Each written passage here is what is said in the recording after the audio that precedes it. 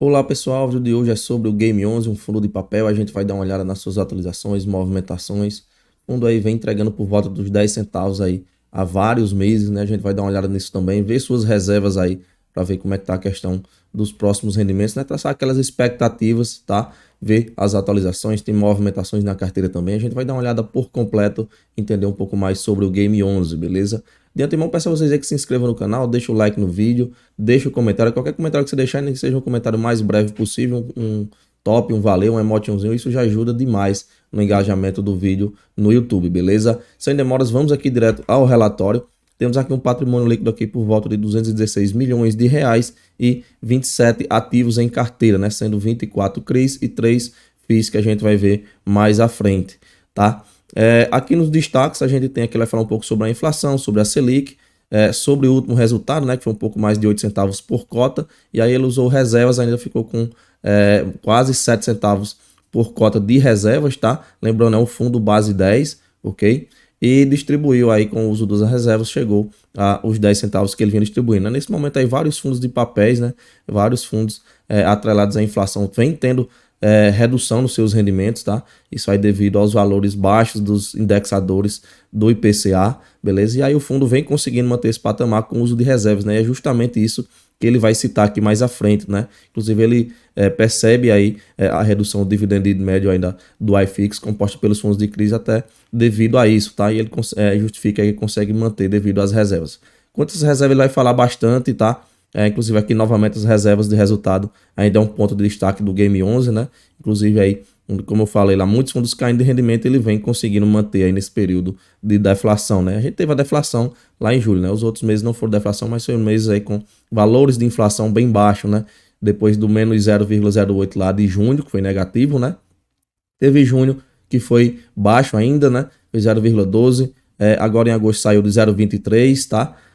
Lá antes do mês de inflação lá de junho tinha sido 0,23 também, ou seja, meses aí com valores de inflação bem abaixo da média brasileira, se a gente pegar os últimos 25 anos, né, que é em torno aí de 0,5, 0,55, ou seja, praticamente é menos da metade, tá? Temos aqui alguns comparativos, né, de reservas aí do Game 11 com o iFix, né, a gente vê que ele está bem acima, principalmente aqui no mês a mês, aqui a gente tem o primeiro semestre, comparando, tá? A gente vê que estava até bem próximo aqui, mas aí conforme foi passando, andar dos meses aqui, inclusive o último aqui no caso da reserva aqui, o Game 11 tem 0,64% de um rendimento aí guardado de reserva, né? Enquanto o iFix aqui tem 0,33, né? Ele coloca até um spread aqui de mais 2,2 vezes a mais que a média do iFix, tá?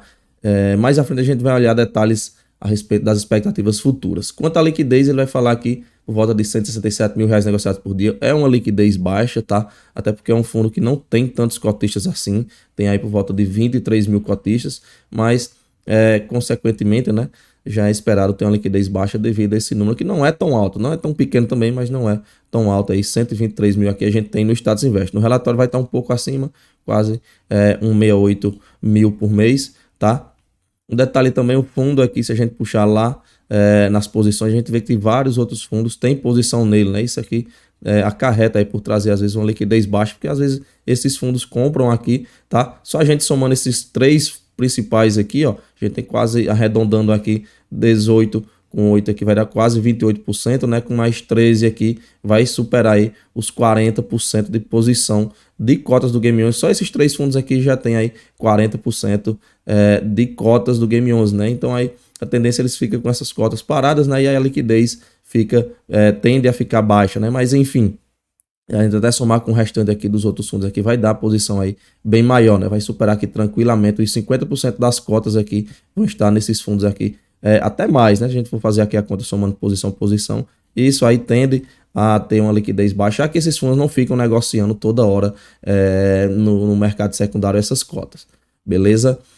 Continuando aqui, ele vai falar novamente sobre o iFix, sobre o IPCA aí, em valores baixos, né? Como eu falei, também a respeito da carteira, que atualmente 58% da carteira está atrelada à inflação e 42% da carteira dele está atrelada à CDI. Cida também que teve aí negociações aí a respeito dos CRIs aí do Grupo Mateus, tá? E também a venda do CRI Fragnani. A gente vai já olhar como é que vai ficar a questão do portfólio, tá? E mais à frente a gente vê a listagem das operações. Algo bem interessante aqui que ele vai citar, que já observou aí um arrefecimento dos resultados dos FIIs de CRI com grande exposição ao IPCA. Foi justamente aquilo que eu falei no começo do relatório. E, consequentemente, né, yields menores, né, dividendos menores. Fundos com posição relevante em CDI ainda conseguem fazer um proveito de uma Selic elevada, ou seja, vem conseguindo ainda manter rendimentos altos, né? Mas também devem sofrer impactos com os esperados cortes consecutivos na taxa básica de juros de agosto em diante, né? A gente já vê aqui já duas quedas seguidas aí na taxa Selic, né? Que é o 0,5%, depois mais 0,5%, atualmente ela está ali em 12,75%, tá? Inicialmente ela estava, antes dessas quedas aí, estava em 13,75%, caiu 0,5%, ficou 13,25, depois caiu mais meio e aí foi para 12,75, tá? Ainda está valores altos, né? Valores muito altos, apesar dessas duas quedas. A tendência é que ainda se mantém em valores altos aí por um bom período, até porque não vai ter uma queda tão brusca assim, tá? Mas a expectativa é de ter redução, mas como eu falei, de forma não tão brusca, beleza? Não vai cair de 12,75 para 6,5, tá? Mas enfim, e ele continua citando, né, que o Game 11 aí continua com equilíbrio de indexadores e defasagens, né, no caso, buscando maior retornos aí, apegando um pouco de cada indexador aí, o que há de maior expectativa, né, no caso aqui, entre CDI e inflação, nesse meio termo aí de um subindo, outro baixando, e aí, enfim, vai do posicionamento no mercado, tá? Aqui a gente tem a respeito do resultado, no caso, o resultado de agosto foi impactado aí pelas combinações da inflação de maio, né? Ou seja, tem aquele delay que a gente sempre fala, né? Tem os valores de maio ainda foram impactantes nesse resultado de agosto, né? Os 0,23 lá de maio, a deflação lá de junho e o resultado também, a inflação aí de 0,12 em julho, tá? Ou seja, esses 3 meses aqui foram os indexadores aí das operações para chegar a esse resultado de agosto, tá? E para o próximo mês, o que é que a gente tem então? Maio vai sair, junho vai continuar, julho também continuar e vai entrar agosto, tá? O valor de agosto foi bem próximo aliás, foi bem próximo não, né? Foi 0,23 também, né? O valor de maio, ou seja, vai ficar praticamente os mesmos valores indexadores, tá?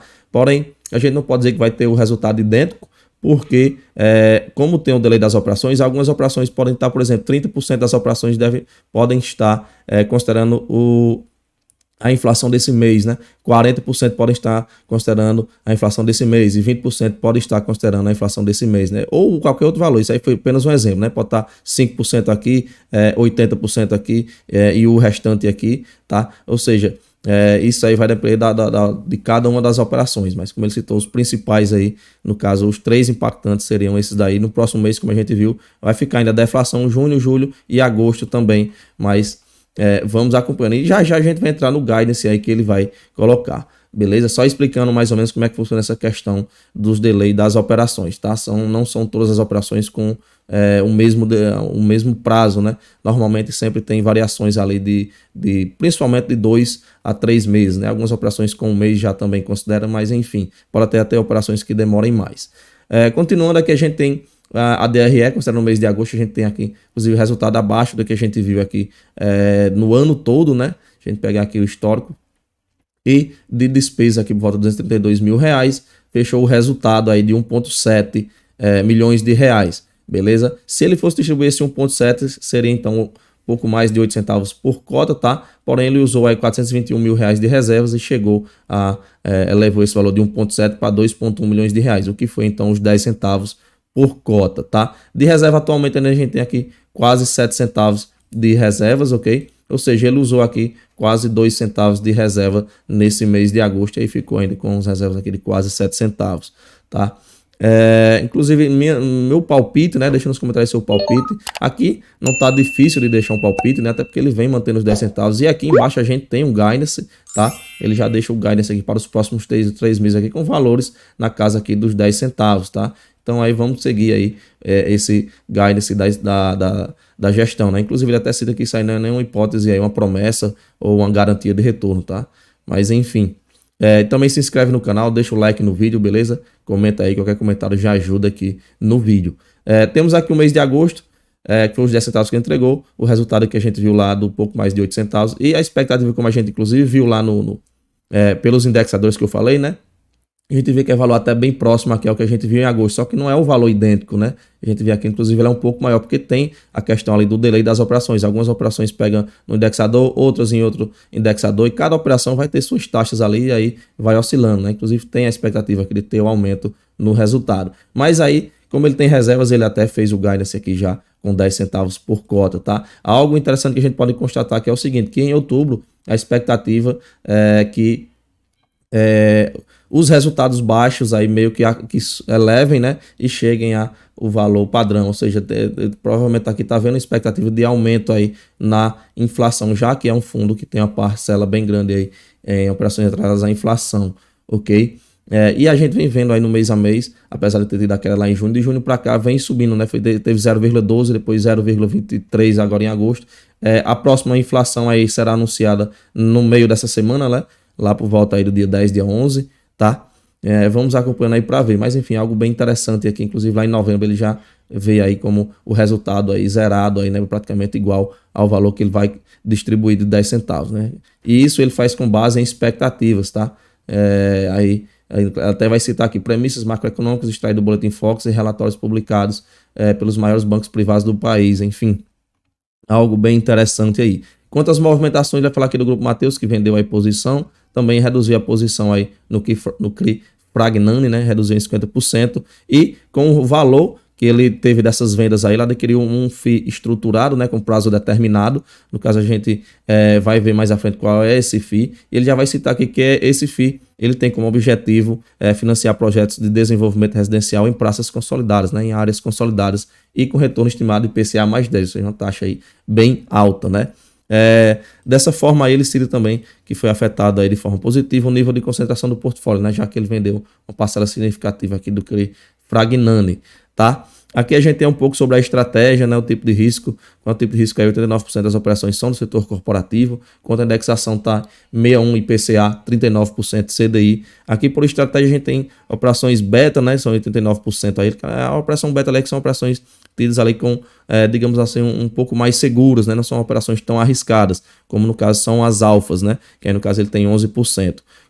Core aí são operações que fazem parte mesmo da estratégia do ativo, né, ali para manter mesmo no longo prazo, e tática aqui são operações aí para ganho de capitais, né, ganho, vendas ali e fazer ganhos aí financeiros aí de formas aí pontual ou até recorrente dependendo da situação, tá? Mas são voltados mesmo aí para ganhos de capitais com negociações. Quanto ao tipo de série, a gente vê 22% são séries sêniors, tá? 78% aí são séries únicas, não quer dizer necessariamente que seja mais segura que a série sênior, mas aí é um crédito corporativo, tá? Aqui ele vai falar por tipo de garantia, aqui tem os imóveis aí que ele tem como garantia o segmento desses imóveis, e aqui os tipos de garantias aí das operações. Quanto às localizações reais, a gente tem aqui das garantias aqui misturado aí, né, espalhado aí 44%, tá? E a maior parte que vai estar em São Paulo e Pernambuco, tá? Principalmente São Paulo com 21%. Quanto aos devedores, a gente tem o maior devedor MRV com 11%, né? Tá um pouco acima aí, tá 1% acima aí daqueles 10% que a gente tem como valor base, tá? BRF vai estar com 10%, Grupo Mateus aqui 9% e o restante aí abaixo disso, ok? Esses outros aqui são somatório aí dos restantes que não estão aqui, vão totalizar aí 17%. Quanto à listagem das operações, a gente tem aqui que ele tem 27 ativos, né, sendo 24 CRIs e 3 FIIs aí de prazo determinado, duration média da carteira de 4,9 anos. A gente vê aqui a listagem das operações, tá? Temos aqui, inclusive, as taxas médias. A gente vê aqui as operações aqui da MRV e da BRF, que a gente vê as posições maiores, tá? Inclusive a BRF, a gente somando aqui, vai ficar... lá ele arredondou para 10%, mas a gente somar aqui vai ficar quase 10%, vai chegar aos 10% mesmo, vai ficar 8%, somando aqui, fazendo a conta, vai ficar 9,89, né, de posição. Mas enfim, tá abaixo aí dos 10%, né, até que um valor meio em cima, assim, não vai ter tanta diferença. A MRV que está um pouco acima, como a gente viu lá, vai estar um pouco acima dos 10%, né? Se a gente somar aqui vai dar mais que 5%, e aqui somando com 5,1 vai ficar próximo aí, vai ficar aí aproximadamente aí 11%, como a gente viu. Mas enfim, disposição seria isso, tá? MRV. Temos aqui as taxas médias, ele não falou a taxa média da carteira atual, mas a gente, dando uma olhada rápida aqui, a gente vê que, por exemplo, as operações atreladas à inflação, a gente tem essa daqui com IPCA mais 8 e grande parte das operações atrás da inflação, como essas aqui, ó, são valores aí de operações high grade, né? Ó, IPCA mais 6,5, 5,5, 5, 5, 6,25, 5, 5, 5. Tô falando arredondado, tá? Tô pegando só o primeiro valor aqui, tá? IPCA mais 6, aqui um 8, tá? Outro 6, 6,5, 8, 6. E aqui um maior, né? Que no caso é aquele fila lá que ele comprou, tá? Que seria então o IPCA mais 10, inclusive a operação com maior taxa agora é ela aí, beleza? Então a gente até vendo por essas taxas aqui, a taxa CDI também a gente tem até valores aqui mais altos, tá? Claro, aqui numericamente vai estar menor, mas a taxa CDI está bem alta, tá? Mas a gente tem CDI mais 7, CDI mais 4, CDI mais 2,4, enfim, em resumo aqui a gente pode dizer lá aí como fundo high grade, a médio risco, tá? Um middle risk, a um high grade aí, quanto a taxa aqui de alto risco, a gente só tem uma operação aqui e apenas 2,2 do portfólio, né? E é um FII aqui, como a gente viu, tá? Um FII de prazo determinado, ok? Ou seja, o fundo aí tá entre high grade e médio risco, tá? Aqui a gente tem o detalhamento das operações, beleza? É um fundo aí de papel que vem com rendimentos aí bem constantes, né? Vem mantendo 10 centavos aí por mês há um bom tempo, tá? Inclusive ele está sendo negociado nesse momento aí por 9,22, onde o valor patrimonial dele está até acima, né? Ou seja, apesar dele vem mantendo esses rendimentos aí, ele está aí com certo desconto na cotação, né? De 0,93. Até porque esse rendimento que ele vem aí diante do valor que ele tem de cota não é um rendimento muito alto assim, mas é um rendimento bem considerável aí, né? 1,07, né? Tá acima de 1%, como a gente viu lá, vem mantendo isso aí bem tranquilo, como a gente vê aqui, ó, todos os últimos resultados aqui são nesses valores, tá? Mas enfim, deixa nos comentários se você tem um Game 11, tá? Para uns podem valer a pena, para outros não. Enfim, isso vai de cada investidor para cada investidor, tá? Lembrando aqui, a gente não faz nenhuma indicação de compra ou venda de ativos, beleza? Apenas aqui a gente vê o relatório do ativo, tá? Também deixa seu comentário aí no vídeo, tá? Se inscreve no canal, participa do grupo do Telegram. A gente tem um grupo do Telegram lá, a gente tá sempre por lá trocando ideia. O link do grupo do Telegram vai estar na descrição desse vídeo, só você clicar e vai ser redirecionado lá para nossa página, tá? Isso era tudo que a gente tinha para ver no vídeo de hoje. A gente se vê no próximo vídeo e valeu!